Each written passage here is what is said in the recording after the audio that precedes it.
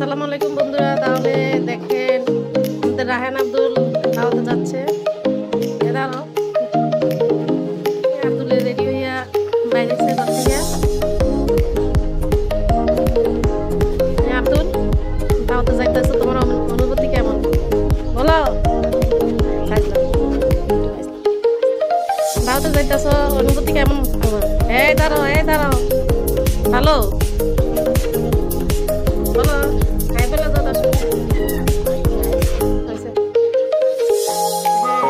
দুই ভাইয়া যাইতেছে, একরকম গেঞ্জি কিনছে, গেঞ্জি দুই ভাই একরকম গেঞ্জি আইনা দিছে। দাওয়াতে যাইতেছে।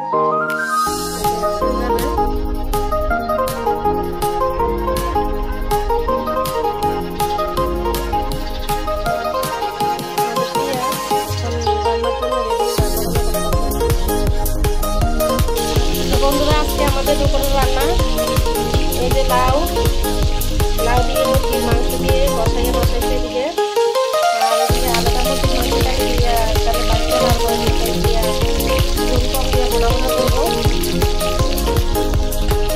দিয়া। আজকে যে লাউ দিয়ে মুরগির মাংস খাবে কেমন অনেক মজা হবে। এমনি আর আপনারা খেতে চাইলে চলে আসেন। লাউ দিয়ে মুরগির মাংস দিয়ে আসলে মজা হবে। আর লাউটাও ভালো জিনিস, স্বাস্থ্যের জন্য অনেক ভালো। বন্ধুরা আমাদের পিঙ্কি কি করে দেখেন, এই যে লাউর জোগাটা দিয়ে লাউ কুচতে রাখছিল, এটা এখন পিঙ্কি এই যে পয়লা লইতেছে, চিকন করে কমতাছে। এখন এটা অনেক মজা করে আমাদের পিঙ্কি ভাজি করবে। আমি রান্না করবো পিঙ্কি, না তুমি করবা বলো? তুমি করবা বলো? তুমি রান্না করবা? আমাদের পিঙ্কি রান্না করতে পারে, আমাদের পিঙ্কি রান্না করবে। পিঙ্কি দর্শককে কিছু বলবা? আচ্ছা, দর্শককে তোমার ভাইয়ের জন্য দোয়া করতো।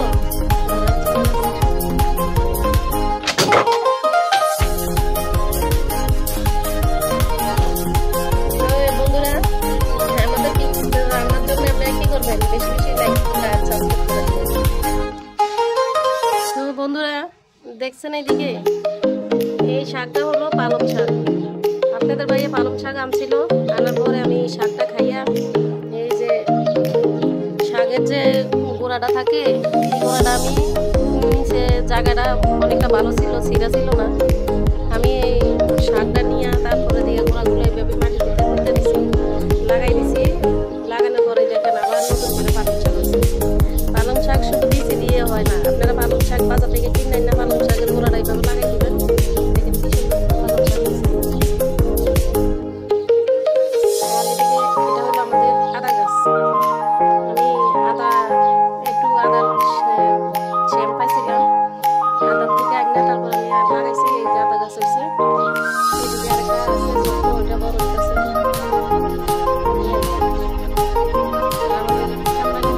ধীরে ধীরে বড় হইতেছে।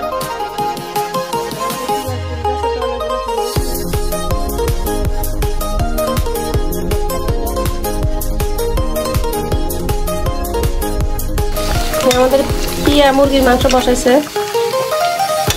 পেঁয়াজ লাল হলে তারপরে মশলাটা দিবে। আচ্ছা আমাদের টিয়া মুরগির মাংস ভুনা করবে আর কি। আর এদিকে তো লাউ তরকারি হইতেছে।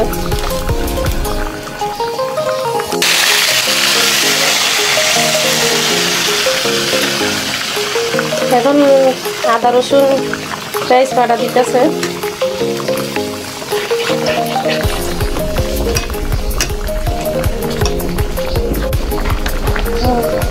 দাও এটা ঢুকে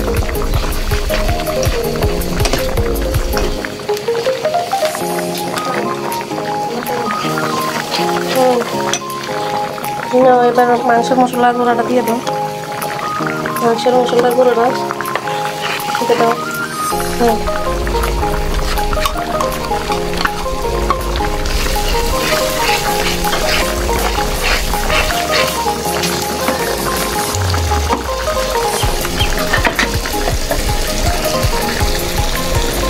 এখন কি দিত?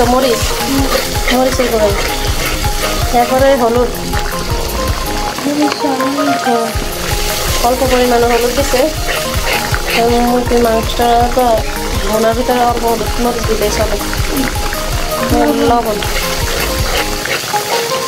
অল্প পরিমাণে দিছে, দরকার লাগলে আবার